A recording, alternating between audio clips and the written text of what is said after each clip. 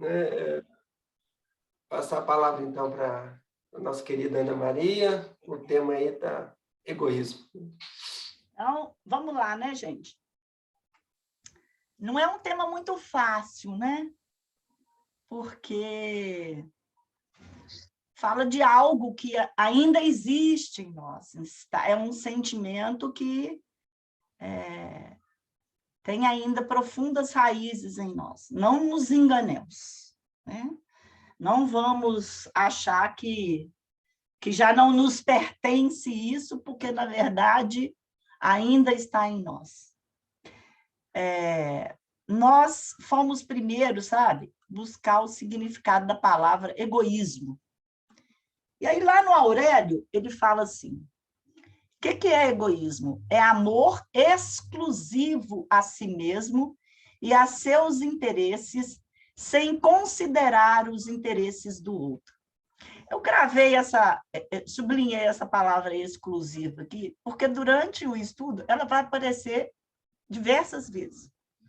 Aqui, de uma forma meio negativa, né? Que é exclusivo, você olha só para você, só seus interesses, em detrimento do interesse do outro. Quer dizer, é a sua prioridade, é seu foco, é seu objetivo principal. O egoísmo, e aí eu busquei lá nos antigos, né? E Aristóteles fala para a gente que o egoísmo não é o amor por nós próprios, mas uma desvairada paixão por nós próprios. Olha que significado, né? Que palavra forte, uma desvairada paixão, que já significa um adoecimento, né? Significa que existe algo que está adoecido em nós, que nos remete a essa situação egóica, né? A ter atitudes egóicas, que o pessoal da área de saúde, mais notadamente os psicólogos e psiquiatras, gostam muito de usar, mas eu prefiro falar as nossas ações egoístas. E no dicionário.com.br, ele fala que egoísmo é presunção, tendência a excluir os outros, tornando-se a única referência sobre tudo. Bom, mas será que o egoísmo, né, sempre dessa forma que nós podemos observá-lo, é sempre desse jeito que nós vamos ver? E aí a gente lembrou que existe um livrinho que a gente gosta muito dele, né? Estuda muito pouco, mas ele é de uma profundidade tão grande, que é a Gênese. E lá na Gênese, Kardec fala para a gente, no capítulo 3, que quando o homem, né, no processo da sua busca evolutiva, o egoísmo vigiu ainda no homem primitivo muito fortemente através do instinto de preservação, né? Preservação da espécie. Então, era uma emoção positiva, não era uma emoção negativa, não era um sentimento negativo, né? E ele fala para nós lá assim, o instinto é a força oculta que solicita os seres orgânicos a atos espontâneos e involuntários, tendo em vista a conservação deles. Então, não há reflexão, você não passa, medita, o instinto ele vem, né? Não é combinado, não é premeditado, é como aquilo assim, algo que vai nos trazer uma dificuldade instintivamente, por exemplo, se tem alguma coisa caindo, o que a gente faz? É instintivo, a gente se retrai, não é isso? Instintivamente, a gente se retrai. E quando Kardec coloca isso para a gente, lá na Gênese, ele lembra lá do início da nossa jornada evolutiva, ainda no campo do primitivismo do homem. Pelo instinto de preservação, ele era egoísta. O que ele fazia? Ele precisava comer para sobreviver. Então, ele caçava e detinha para si, ele não dividia o resultado da sua caçada, porque era comida dele. ele, quando era agredido, ele se defendia matando. Por quê? Porque ele tinha que preservar a sua vida. Então, esse sentimento, né, do egoísmo, que está aliado ao instinto de preservação, fez parte da nossa jornada evolutiva. Eu estou falando fez, né, gente? Nessa forma mais bruta, mais crua. E era positivo, porque senão a espécie teria sido dizimada pelos animais da natureza, né? E então ele completa para a gente, olha o que ele fala. No homem, só no começo da vida, o instinto domina com exclusividade. Então, só quando nós começamos a nossa jornada evolutiva é que esse instinto, essa força oculta que nos impele a nossa conservação, é que existia e deve existir. Nós hoje já não temos mais condição de agirmos por instinto, de forma egóica, deixando que o nosso ego fale mais alto. E Kardec continua para nós lá, né? Então, nós vamos caminhando na nossa jornada evolutiva e chegamos no desenvolvimento, na plenitude de utilizar da inteligência. Porque é através da inteligência que o homem vem galgando o progresso da ciência, da filosofia, da matemática, tudo, né? O homem usa. E aí, Kardec fala para nós lá, ó, a inteligência se revela por atos voluntários, refletidos, premeditados, combinados, de acordo com a oportunidade das circunstâncias. É incontestavelmente um atributo exclusivo da alma. Então, na criação, o único ser que pensa, e nós estamos nos referindo a nós humanoides, né, é o homem. Então, a inteligência é exclusiva nossa. Os outros seres agem por instinto ou mecanismo natural, que está inserido na sua Constituição, conforme a lei divina, né? E aí, arrematando, ele fala assim, ó, o instinto é aquele guia seguro, que nunca engana a gente. Eu estou dirigindo uma estrada e vejo uma queda de barreira, instintivamente eu paro, eu não penso. É ato reflexo. Eu vejo e paro, eu não penso. É seguro, eu sei que eu não posso ir. Já a inteligência, pelo simples fato de ser livre, estar, por vezes, sujeita a erros. E aí a gente lembra, eu lembro uma vez que o Léo, nós estávamos no estudo conversando, e o Léo falou assim, quantas vezes a gente, assim, você chega numa encruzilhada e primeiro você fala assim, não, eu vou para cá.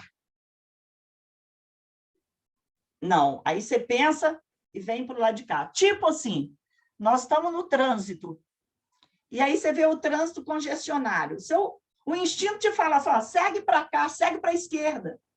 Você pensa, não, eu vou para a direita, que o caminho é mais curto. Aí, às vezes, você chega lá, está mais embananado do que o lugar onde você estava, né? É a lei de Murphy funcionando aí. Mas, como o homem tem opção, e como nós fomos criados perfeitos, mas estamos construindo a nossa caminhada, a gente, às vezes, erra na utilização da inteligência, né? E o Criador nos permite, porque faz parte do nosso aprendizado.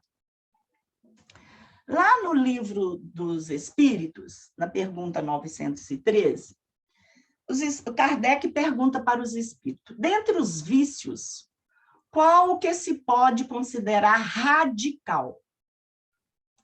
Já o dissemos inúmeras vezes, o egoísmo. Dele deriva todo o mal. Estudai todos os vícios e vereis que no fundo de todos há egoísmo. Por aí é que está a verdadeira chaga da sociedade. Então, gente, o que é uma chaga? Chaga, né, doutor André, se eu estiver falando mentira aí, você me corrige. É uma ferida aberta que não cicatrizou. Né? Então, ela está sujeita a novas infecções, a novos problemas. E o egoísmo é isso. É essa chaga aberta na sociedade. Né? E o que é o problema, gente? O problema é que, às vezes, a gente torna o nosso desejo, o nosso objeto de desejo, como valor absoluto. É isso que é real, é isso que é o certo, é isso que é o correto. Muitas vezes em detrimento de outras pessoas. E isso se reflete na vida profissional, às vezes, na vida familiar, na vida social. Né? Às vezes a gente nem percebe isso. Né? Este egoísmo é aquele no qual a gente fere o outro. Né? Não é por amor que a gente fere o outro, não. É por egoísmo. Não é por amor que a gente se acomoda e fala assim, não, eu não vou falar nada com fulano, não, porque ele vai rebater, não sei o quê. É egoísmo, porque a gente não quer ser desafiado, a gente não quer ser contestado. Né? Não é por amor que nós permitimos que atos milenares, delinquentes da nossa parte, vêm se repetindo, mas é por egoísmo. Né? O egoísmo, ele altera a nossa afeição, a nossa capacidade de amar, a nossa capacidade de compreender, a nossa capacidade de transferir para o outro aquilo que a gente tem de bom. Né?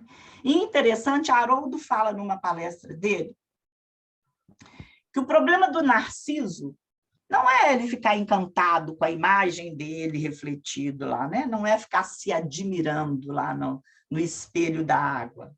Né? Mas o problema do Narciso é ele transformar o outro em seu espelho. Como assim? Transformar como? É fazer com que o outro, esse espírito como eu mesma, seja um objeto através do qual eu consigo atingir o meu próprio bem-estar. É óbvio, gente, que nós estamos falando de algo bem exacerbado, né? Porque nós somos todos bonzinhos, nós temos esse sentimento na gente, mas né? Isso aí já não existe mais na gente. Né? Mas é isso que acontece conosco. Nós vamos nos enganando, vamos acobertando. E no decorrer a gente vai falando, eu não vou botar vocês assustadas, não, mas a gente vai identificando em nós como ainda esse mal é vigente em nossa sociedade. Como que ele ainda permeia nos nossos ambientes, na nossa vida. Né? E como que é importante que a gente comece a trabalhar essas emoções nossas que encontram-se desequilibradas para que a gente consiga vencer essa postura egoísta. Né? Eu queria ainda, antes da gente se aprofundar mais, ler uma historinha para vocês, se me permitem, que eu achei ela assim fantástica. A história chama-se A Ratoeira. Não sei se algum de vocês já conhece. Ela é bem pequenininha, mas eu acho que ela vem espelhando para nós o tema, de forma bem clara. Um rato que morava na casa do dono de uma fazenda estava a olhar pelo buraco na parede, lugar que ele morava. Quando viu o homem chegar da cidade e tirar da sacola uma ratoeira que havia comprado. O rato, então, saiu correndo, assustado, desesperado. Foi até a galinha e disse, Dona Galinha, fazendeiro comprou uma ratoeira. A galinha olhou para ele e falou assim, problema seu. Ratoeiras pegam ratos, não galinhas. O coitado do rato, então, correu até o chiqueiro e falou com o porco. Seu porco, o fazendeiro comprou uma ratoeira. E o porco respondeu, ah, se cuida. Tomara que você não seja pego por essa ratoeira. Ainda mais ansioso, o rato correu até o pasto onde estava a vaca. Dona Vaca, pelo amor de Deus, o fazendeiro comprou uma ratoeira. Falou o rato para a vaca. A vaca olhou para ele com aquele balançar de cabeça de menosprezo, assim, e o que eu tenho a ver com ratoeira? Preocupe-se você. Saiu banando o rabinho para o rato. Ainda com medo, mas cansado e desanimado, o rato voltou para casa. Naquela noite, a ratoeira disparou. A dona da casa ouviu o barulho e foi ver o que havia acontecido. Mas estava muito escuro dentro da casa. A mulher não viu que a ratoeira tinha pegado uma cobra venenosa pelo rabo. Por isso, ela foi picada pela cobra. Então, a mulher do fazendeiro teve que ser levada para o hospital, onde ficou em tratamento por alguns dias. Quando voltou para casa, ela estava muito fraca. E o homem chamou a cozinheira e disse, mata a galinha e prepara uma boa canja para minha esposa. E assim a cozinheira fez. No dia seguinte, a mulher estava ainda de cama e muitos parentes e amigos foram visitá-las. Então o homem disse para a cozinheira de novo, manda matar o porco para fazer assado e servir as visitas. A carne do porco continuou a ser servida nos dias seguintes, até que a mulher se recuperou e muitas outras pessoas da redondeza foram visitá-la no final de semana. O fazendeiro, muito feliz com a recuperação da esposa, isso para nós, né, Andréia, assim, nós todas mulheres casadas aqui, a gente sabe que os nossos maridos ficariam assim também, né? Muito felizes. E também pela chegada dos visitantes, o fazendeiro falou aos seus ajudantes, vamos matar a vaca para fazer um ótimo churrasco de comemoração. Resumo da história.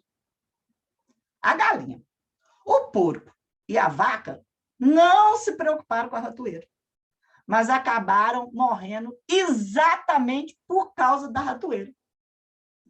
Isso é uma simples historinha, né? Uma simples ratoeira conseguiu atingir todos na fazenda, né? Então, o que é que isso fala para nós?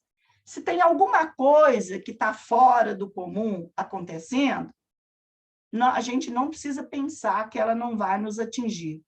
É melhor a gente ficar atento, né? Porque a gente não está isento de ser atingido por algo. Como nós todos sabemos que qualquer movimento nosso movimenta todo o universo, certamente nós seremos afetados, né? E a gente, dentro dessa perspectiva, desse olhar nosso mais cuidadoso para conosco mesmo e para com o outro, nós temos as nossas emoções, que às vezes são tão conflitantes, mas elas também são as responsáveis pelas nossas maiores realizações. O Marlon diz isso para nós lá, sabe? Fala para nós, eu estava assistindo uma palestra dele, e ele coloca sobre isso. Que é interessante que a gente observe que as nossas maiores realizações e os nossos maiores conflitos e problemas, eles decorrem sempre da nossa vida emocional. Ou nós estamos equilibrados emocionalmente e ajustados emocionalmente na realização de grandes projetos, ou estamos com as emoções desestruturadas e caminhamos, então, para algumas dificuldades que vão nos trazer consequências futuras. nesta reencarnação presentemente, com certeza. Emmanuel, lá no Palavras de Vida Eterna, ele fala uma coisa para a gente muito interessante. Ele coloca assim: entretanto, só o egoísmo, traduzindo apego da alma ao próprio bem, é que patrocina os golpes da delinquência, os enganos da posse, os erros da impulsividade e os desacertos da pressa. Apenas o egoísmo gera ciúme e despeito, vingança e discórdia, acusação e cegueira. Esse texto do Palavras de Vida Eterna, capítulo 32, cujo título é O Amor Tudo Sofre. E é interessante a gente observar que as falas de Emmanuel, né, esse livro é lá de 50 e poucos, eu acho, 60 e poucos, sei, elas são tão atuais, porque olha para você ver o que ele fala. O egoísmo gera ciúme e despeito. O que a gente tem visto falar tanto? De feminicídio.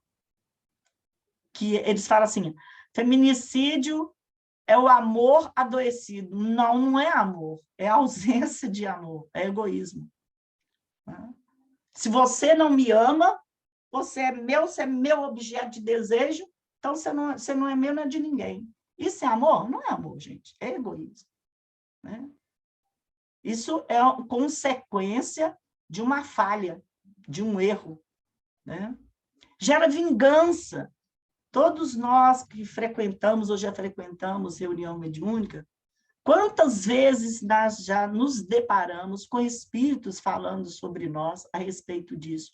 O desejo de vingar, um amor não correspondido, um bem dilapidado, um passar de pernas, né? Uma traição. Tudo isso geram sentimentos que nos desequilibram, que nos alteram o comportamento, que nos fazem nos afastarmos da lei divina cada vez mais. E isso motivado por um sentimento, que é o egoísmo. Por isso que os espíritos falam que é a chaga da humanidade. Né? E Emmanuel traz isso muito claramente para nós, a página é muito bonita, se vocês puderem ler lá, né? Vocês vão achar bem interessante. Né? E aí a gente pegou algumas falas do Marlon, que nós achamos que a gente pode conversar um pouco. Eu assisti uma palestra dele que fala sobre o cultivo das emoções, tá? E o livro dele chama Cultivo das Emoções. E ele vem falando algumas questões que nós achamos interessante para a gente trabalhar, porque o egoísmo é um sentimento que gera emoções. Tá? E a gente trabalhar as nossas emoções, ele fala que a gente deve cultivá-las. Ele não fala assim, não é você apagar, não é você não sentir, é você cultivar, porque você cultiva no sentido de compreendê-las para poder utilizar de forma adequada. Tipo aquilo que a gente falou lá. Né? No início, a gente egoisticamente preservava o quê? A nossa vida. Então, eu precisava me defender, me alimentar, mas era lá. Eu não tinha... A minha inteligência ainda não estava desenvolvida para descobrir outras possibilidades e outras ferramentas. Né? E ele coloca lá, né, que é aquilo que a gente falou, que as nossas realizações, conflitos e problemas, eles decorrem da nossa vida emocional. Ele coloca que à medida que nós vamos nos conhecendo, a gente vê que esses desastres que acontecem na nossa vida, esses tropeços, eles iniciam nesse destrambelamento emocional nosso, que a gente não consegue ainda se equilibrar emocionalmente. A gente não consegue elaborar as nossas emoções de forma justificada. A gente não consegue canalizar as nossas emoções de forma produtiva. A gente não sabe colocar em palavras o que nós estamos sentindo. A gente não consegue colocar em palavras porque está com raiva. A gente não consegue colocar em palavras porque a gente tem medo. Né? A gente não consegue colocar em palavras porque você está eufórico. Nós temos dificuldades de expressar sobre isso. Então, é preciso que a gente aprenda a lidar com essas emoções para que nós tenhamos serenidade suficiente na utilização dessas emoções. O medo, ele muitas vezes nos propicia a oportunidade de grandes realizações. Né? Às vezes você tem medo de magoar uma pessoa e você prefere se calar. Se isso é um sentimento real, você não fala com ela, mas também não sai comentando com ninguém, é produtivo. Agora, se você não fala com ela, mas sai comentando com todo mundo, já vira fofoca, já não é medo, não. Aí já é querer fazer fofoca, já é outro sentimento, né? Já deixou de ser produtivo para ser uma coisa negativa, né? E muitas vezes, gente, eu fiquei pensando, porque outro dia eu falei que eu tenho receio já de voltar sozinha das reuniões à noite, né? Eu moro um pouco distante do GELP, não tanto quanto alguns aqui, mas moro. E eu pedi a nossa reunião de terça-feira, ela começa às 7h30, porque eu pedi o pessoal, porque eu estava chegando muito tarde em casa. E eu estava com receio, né? Porque a gente tem a mania de acabar a reunião e ficar para lá, para lá, para lá, para lá, para lá. E aí, quando a gente olha, a gente já está saindo de lá 10 horas, quase 10 horas da noite, e até eu chegar em casa é muito tarde e a minha rua fica muito vazia depois de 8 horas da noite. Então, mas esse medo, ele não pode me paralisar, eu não posso falar assim, não, eu não vou mais à reunião, porque eu estou com medo. Porque o medo que paralisa não é bom. O medo, ele tem que me auxiliar na minha preservação. Eu não posso me atirar na boca dos lobos também, né? Mas eu não posso me paralisar. Então, eu tenho receio, eu verbalizei para o grupo o meu medo, né? Eu falei com eles, e o grupo, graças a Deus, acatou, e a gente começa às 7h30 e 9h30 eu já estou em casa, né? 9h30, 9h40 já estou em casa, ainda tem um pouco de trânsito, e eu fico mais tranquila, eu me sinto mais segura, e eu saio usufruindo da reunião de todos os recursos energéticos que foram nos trazidos pelos companheiros espirituais, né? Então, eu chego tranquila e usufruindo desses recursos, o que é muito bom, porque eu estou trazendo eles para minha casa e partilhando eles com o Alexandre, né? Gente, se vocês quiserem falar alguma coisa, tá? Pode interromper aí. Kardec, ele coloca para nós lá, como nós estávamos falando da nossa trajetória, né? E é importante, porque às vezes a gente fala muito assim, a gente vai no planeta de regeneração, porque a gente fica nesse sonho, né?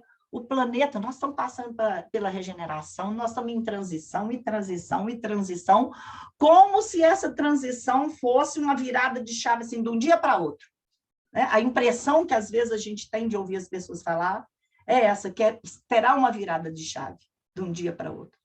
Mas Kardec mostra lá para nós a escala dos mundos. E vamos lembrar, então, que nessa escala, nós estamos no segundo nível. Existe um mundo primitivo, um mundo de prova e expiação, ou de expiação e prova, né? Então, nós estamos no segundo nível.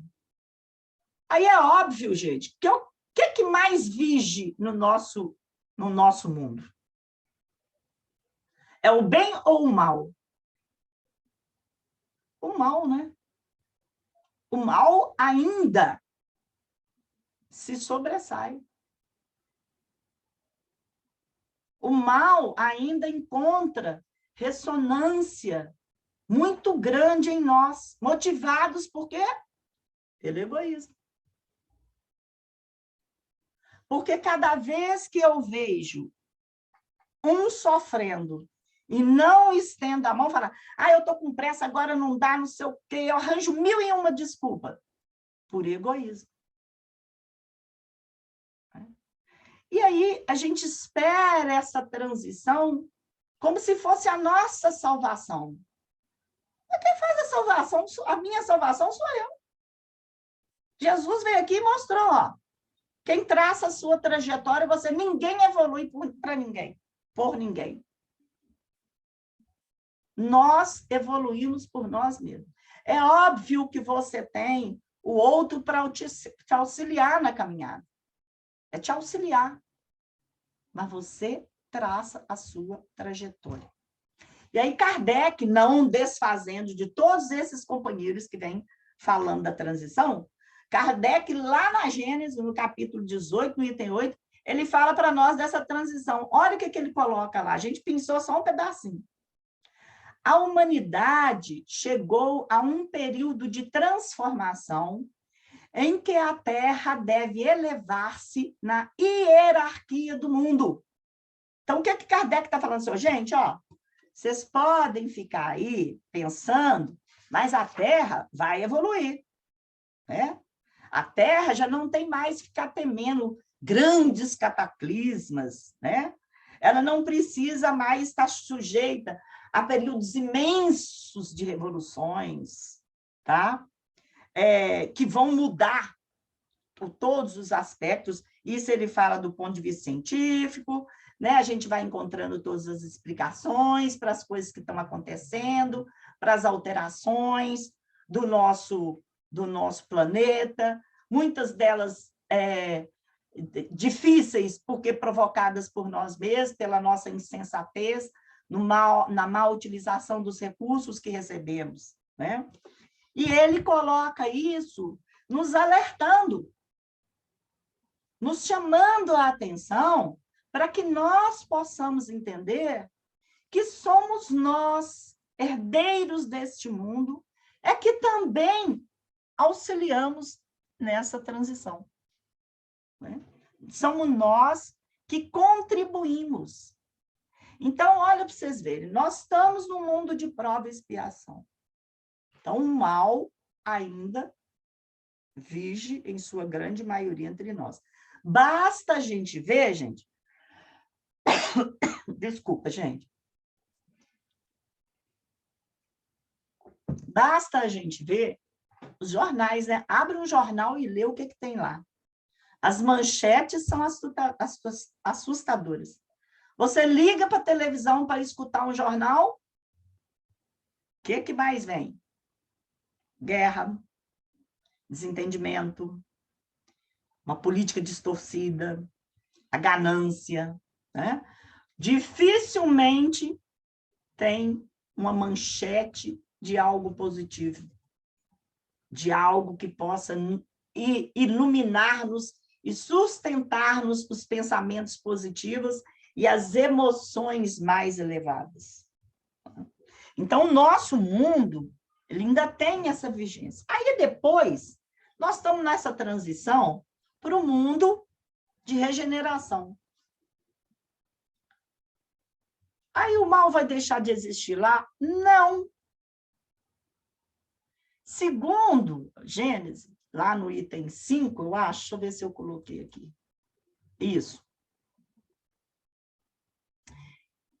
No item 5, ele fala lá para a gente, ó, já não é somente de desenvolver a inteligência o de que os homens necessitam, mas de elevar o sentimento, e para isso faz-se preciso destruir tudo o que superexcite neles o egoísmo e o orgulho. E alguns autores falam para nós que o orgulho é o filho dileto do egoísmo, né? O orgulho é o filho e a vaidade a filha. E como esses são sentimentos que ainda fazem parte da nossa vida tão fortemente, né? E nesse processo de transição, em que o homem já não tem mais que só se preocupar com a inteligência, o mal ainda existe. No mundo de regeneração, o mal existe. No mundo feliz, o mal existe. Não existe ausência do mal nesses mundos. Só nos mundos superiores, dos ditosos para cima, segundo a escala lá, né? É que já não existe mais.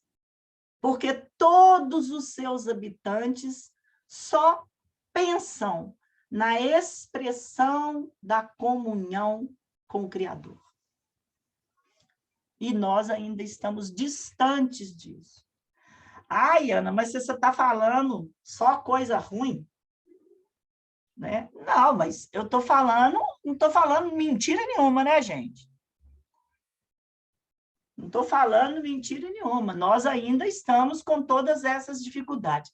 Mas Deus é tão bom, mas tão bom,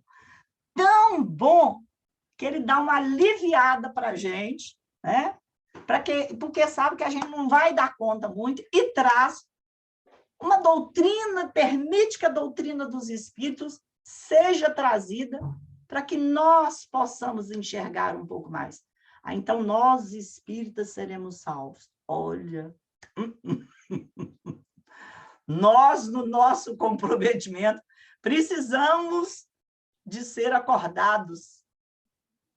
E quem nos acordou foi a doutrina dos Espíritos, de tal forma que a gente possa entender que precisamos destruir o egoísmo e o orgulho que ainda vigem em nossas vidas para que o amor em sua plenitude possa externar-se.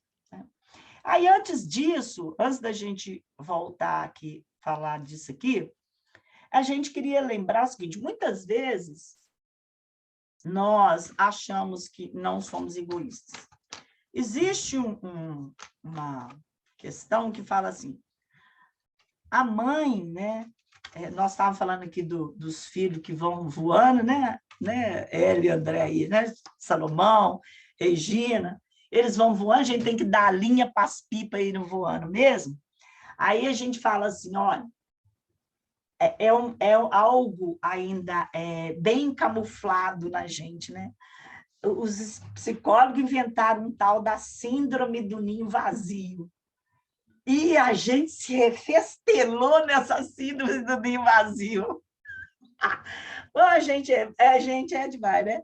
A mãe amou essa síndrome do ninho vazio, porque justificou para ela um sentimento dela, que a Joana de Ângeles fala para nós que é a cota do egoísmo, é a mãe egoísta, que ainda espera a retribuição do filho por todo o amor que ela deu para ele, por tudo que ela fez por ele.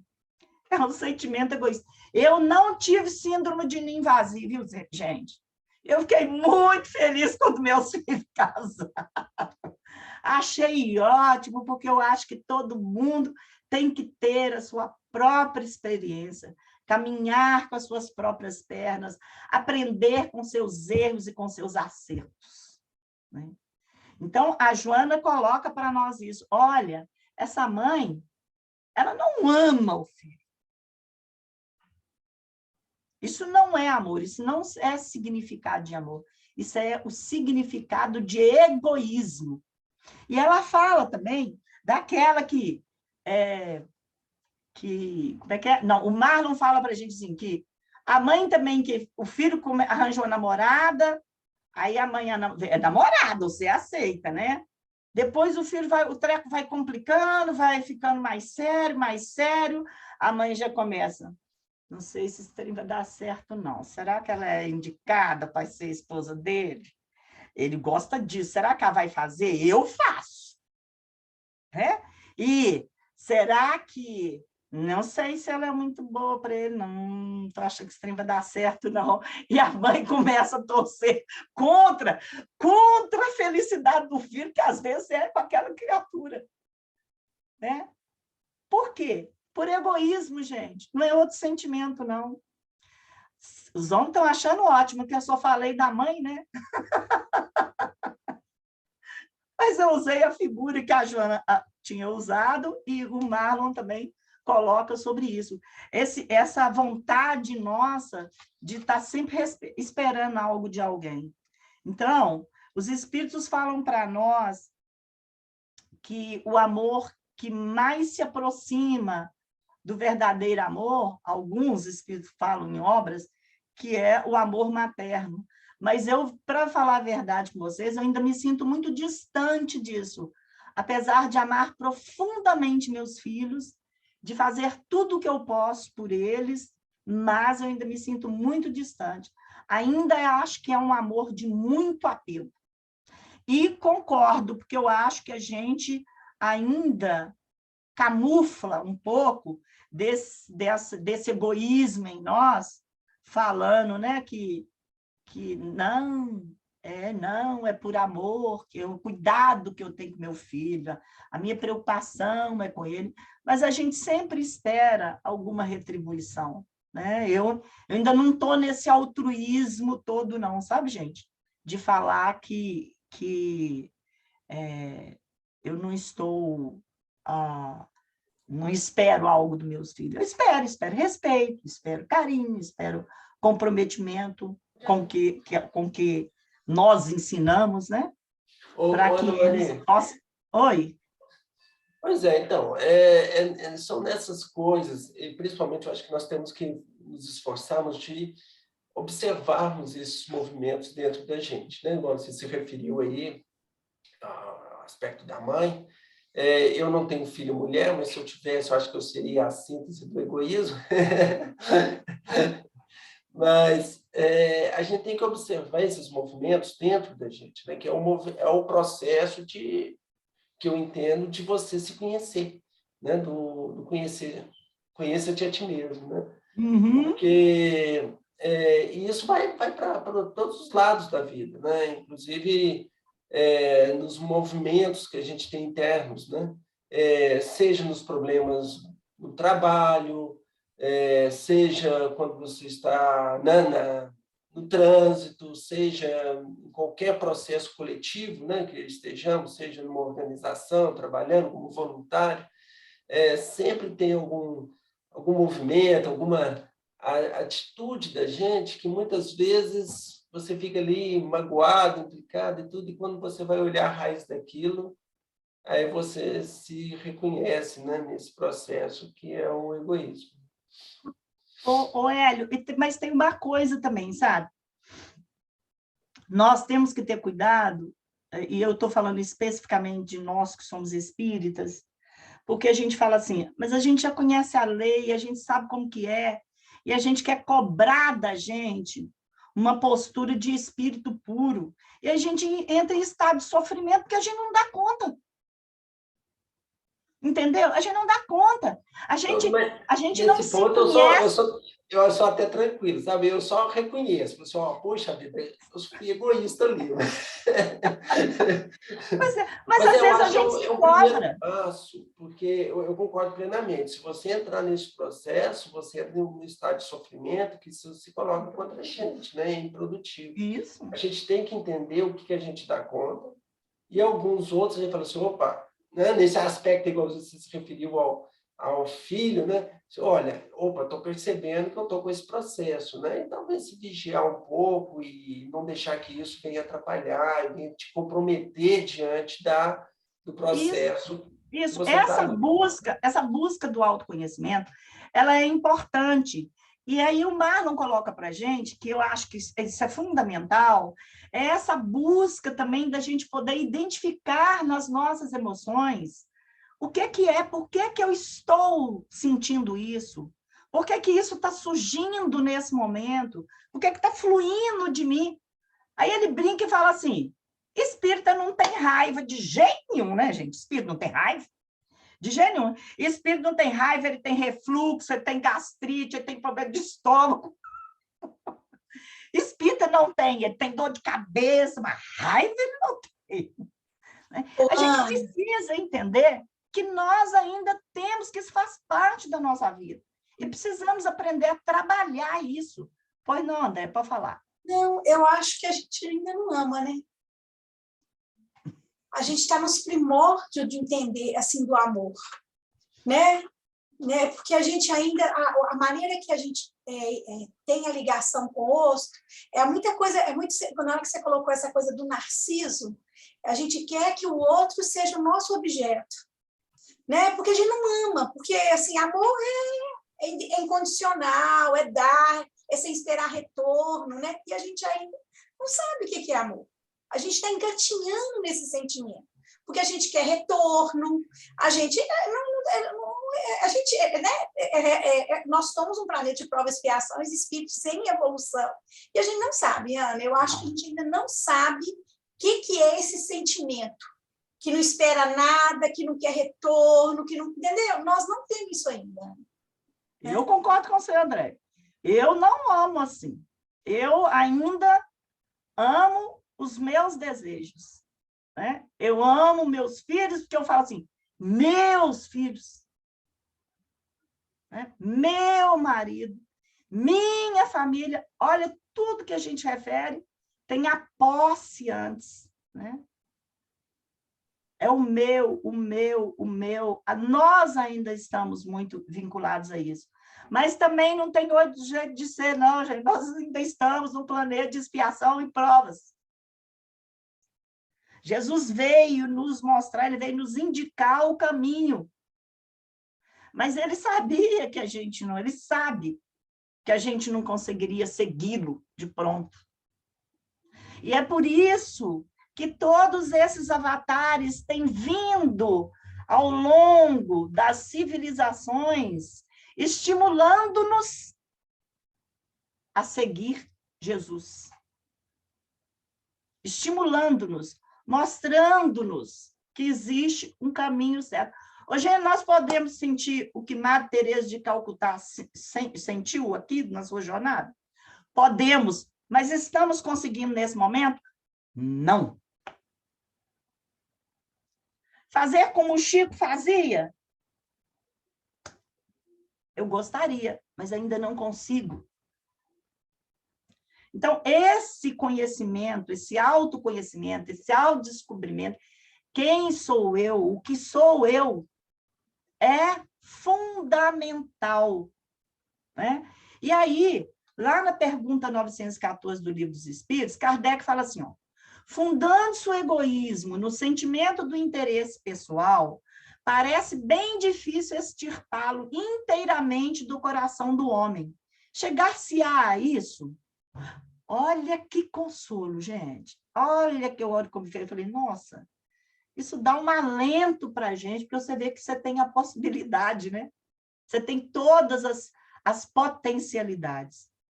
À medida que os homens se esclarecem sobre as coisas espirituais, passam a dar menos valor às coisas materiais. Além disso, é preciso que se reformem as instituições humanas que o entretêm e o excitam. Isso depende da educação. E quem nos educa? Nós mesmos. Somos nós que promovemos o nosso processo educativo. Porque é interno, gente, não é. O exterior é o que emana da nossa inteligência. Mas a educação é interna, é a busca dessa identificação de mim que me promove a transformação. É quando eu enxergo nas minhas ações que eu estou sendo egoísta, sabe, Eli? E isso é um passo significativo para nós, reconhecer isso. Eu ainda não dou conta de transformar, eu reconheço. Tudo bem, já é um passo. Porque antes nem isso você fazia. Antes você achava que o outro, a culpa era do outro, era sempre o outro. A gente nunca se situava como o agente ativo, né? A gente se colocava sempre na posição daquele passivo, o que sofria, o que recebia, né? E Kardec e os espíritos nos falam isso, é através do processo educativo. Não existe, desculpa aí, gente, não existe outra forma. E aí a gente vai falar um pouquinho do que nós já estamos chegando no fim, né, gente? Eu me perdi um pouco aqui. Quantas horas? Nós já estamos chegando no fim. Me perdoe aí a falação, né? E aí, para a gente vencer o egoísmo, né? Nós vamos buscar lá na Pílulas de Amor, do capítulo que fala o amor, estrutura do ser, do Dias da Cruz, a psicografia do Andrei. Ele fala assim: para que o amor aconteça, é necessário que o ego, carapaça rígida, protecional e organizacional da... Ih, gente, está errado aqui, tá? A palavra é encarnação, tá?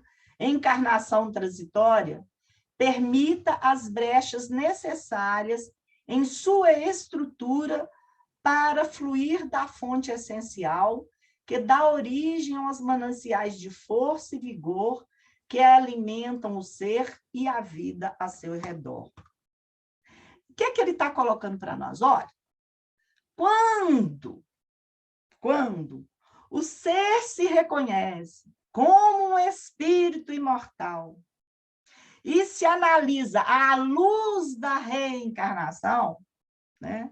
E se reconhece como um fruto do amor de Deus, quando nós chegarmos nessa situação, nós vamos permitir conduzir a vida de forma diferente. Nós vamos permitir que nos sintonizemos psiquicamente com as correntes do bem, com as correntes da afetividade, dessa amorosidade que existe em nós, porque somos filhos do amor. E aí nós vamos deixar que flua isso espontaneamente da gente, sem nos limitarmos a esta ou aquela criatura. Mas até lá, é necessário que a gente promova esse processo de educação nossa, que a gente busque o equilíbrio das nossas emoções, né? E esse equilíbrio das emoções é deixar que o divino venha à tona em cada um de nós, porque foi isso que o Cristo fez.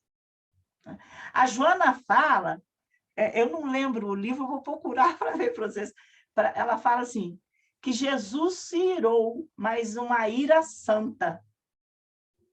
E eu não pesquisei assim mais profundamente, que eu sabia que não ia dar tempo da gente falar sobre isso, mas Jesus nos mostrou que ele deixava, né? Ele veio nos ensinar que o fluir desse amor é consequência natural daquele que se conhece filho de Deus.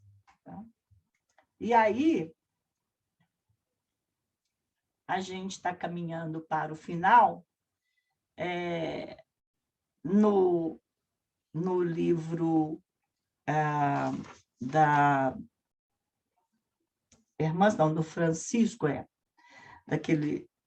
do Hamed, ele fala assim, para vivermos sentimentos e emoções, sentimento barra emoções com racionalidade, e buscarmos aprender a amar usando de generosidade e desprendimento, é necessário aprendermos. Para que isso? É vencendo o egoísmo que ainda existe em nós e fala tão alto. Caridade sem salvacionismo. Nós não vamos salvar todo mundo, não, gente. Mas é preciso que a gente exercite a caridade verdadeira. Aquela, como André diz assim, né? Que a André falou, o amor incondicional, né? Aquele que não espera nada.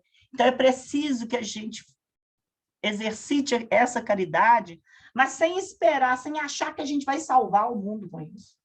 Sem achar que a gente vai salvar a criatura, né? Humildade sem baixa estima. Humildade não significa baixa estima. Humildade é o sentimento espontâneo daquele que reconhece que tem muito a aprender. porque ele não sabe tudo. Determinação sem atrevimento. Você ser determinado não é você ser arrogante, déspota com o outro, não. É você ter a firmeza de buscar aqueles objetivos que você se propôs numa nova postura de vida. Obediência sem submissão, né? Eu posso ser obediente, eu sou obediente às leis divinas, mas eu não preciso ser submissa, porque eu preciso expressar essa lei. E quando eu me expresso, eu estou me pondo, né, numa posição em que eu tenho coragem de me mostrar para os outros. Bondade sem a anulação da personalidade, né? Compaixão sem sentimentalismo, senão eu vou ficar sofrida e não vou poder ajudar o outro, né? Você já pensou se o médico, o paciente chega lá no hospital passando mal, ele se enche de compaixão e morre de pena dele, não consegue nem cuidar daquele paciente, porque vai ter pena só, não vai ter ação para auxiliá-lo. Segurança sem impulsividade, perseverança sem obstinação, né? E ele continua falando para nós. O altruísmo é o amor desinteressado, resultado do enriquecimento da vida interior. Então, se eu me enriqueço intimamente, eu consigo deixar que isso flua de mim naturalmente. Enquanto a avareza é filha da pobreza interior. Então, ainda falam em mim aqueles sentimentos, aquelas emoções primitivas que eu já deveria ter trabalhado utilizando-se da minha capacidade de raciocínio e compreensão da lei divina, acarretando uma desumanização e uma obstrução da capacidade de amar. Esse está nas Dores da Alma, capítulo 125, lá, o egoísmo do Hamed, tá? E aí, para terminar, nós voltamos para o Emmanuel com a seguinte página. E qual acontece a natureza sob o manto noturno, embora guardemos fontes de entendimento e flores de boa vontade, na vasta extensão do nosso país interior, tudo permanece velado pelo nevoeiro de nossas inquietações. O todo misericordioso, contudo, ainda aí, não nos deixa completamente relegados à treva de nossas indecisões e desapontamentos. Assim como faz brilhar as estrelas fulgurantes no alto, desvelando os caminhos constelados do firmamento ao viajor perdido no mundo, acende no céu de nossos ideais, convicções novas e aspirações mais elevadas, a fim de que nosso espírito não se perca na viagem para a vida superior. Nunca te deixarei, nunca te desampararei, promete a divina bondade. Nem solidão, nem abandono. A providência celestial prossegue velando. Mantenhamos, pois, a confortadora certeza de que toda tempestade é seguida pela atmosfera tranquila e de que não existe noite sem alvorecer. Essa página é só um pedaço, está no Fonte Viva, capítulo 41, na Senda Escabrosa, né? E nós queríamos deixá-la para vocês, porque a gente acredita que existe muito mais ainda que a gente pode trabalhar. A gente entender que as nossas emoções, hoje o Edson mandou uma figura das estações lá partida, né? E o Marlon trabalha nessa palestra dele, ele fala do medo, né? O medo que ele compara ao inverno, né? Porque paralisa. Ele fala da raiva, fala da alegria, fala da tristeza, né? Ele vem comparando essas emoções com as estações do ano que têm um significado. E interessante que antes, quando eu preparei o estudo, quinta-feira eu acabei de preparar. E hoje eu fui dar uma revisada E ontem eu estava vendo a palestra, e quando eu estava fazendo isso tudo, que eu comecei a fazer, eu pensei muito numa música, sabe? E eu tinha esquecido de falar com Salomão. Aí hoje eu fui correndo atrás dele, pedir socorro. E olha qual foi a minha surpresa, sabe, Salomão? Que hoje eu assisti na palestra do Marlon, ele fala, declama essa poesia, que essa música é uma poesia, né? Declama essa poesia no final da palestra dele. Eu falei, tamo ligado. Então, gente, essa música, eu pedi o Salomão, ela servirá como prece, o Salomão hoje presente na prece, viu, gente?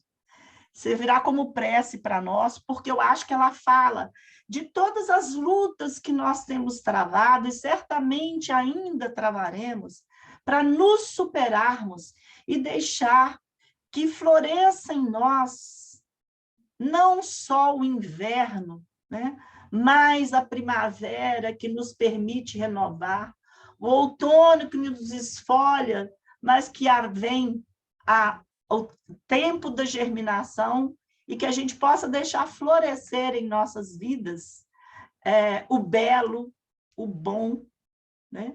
Para que a gente consiga realmente ir vencendo as nossas dificuldades, superando esse ego que ainda é tão forte em nós, para que no calor das nossas emoções mais equilibradas, nós possamos verdadeiramente nos voltarmos para o Criador e sermos gratos.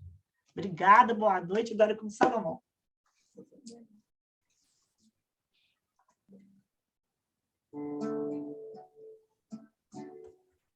Vem, Jesus divino amigo, vem trazer a tua paz. Só tu és o nosso abrigo, que venturas mil nos traz. Vem, ó meigo Nazareno, este mundo consolar. Vem com teu olhar sereno, toda a terra iluminar. Afastai do mundo a guerra, do chacal devorador, que destrói tudo na terra, luto e dor, a gemidos de aflição. Já não há mais primavera, criancinhas pedem pão, homens lutam como feras. Vem, Senhor, vem reflorir os caminhos. Vem, Senhor, vem perfumar corações, exterminar a dor e fazer calar os canhões. Vem, Senhor, com teu amor tão profundo, iluminar consciências e fazer feliz o